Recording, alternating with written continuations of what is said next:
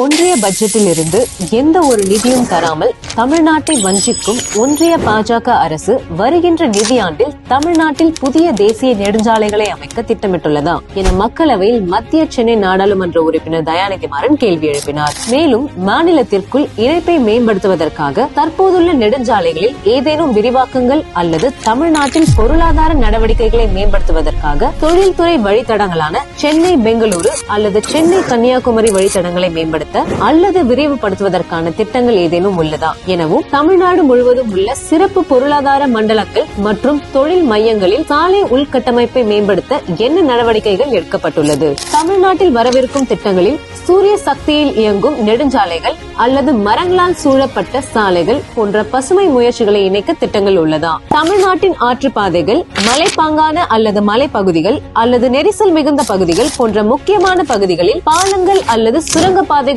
அமைப்பதற்கான புதிய முன்மொழிவுகள் உள்ளதா என்பன போன்ற பல கேள்விகளை மக்களவையில் மத்திய சென்னை நாடாளுமன்ற உறுப்பினர் தயாநிதி மாறன் எழுப்பினார். இந்த நிதியாண்டிலாவது ஒன்றிய பாஜக அரசு தமிழ்நாட்டிற்கு ஓர வஞ்சனை செய்யாமல் இருக்குமா?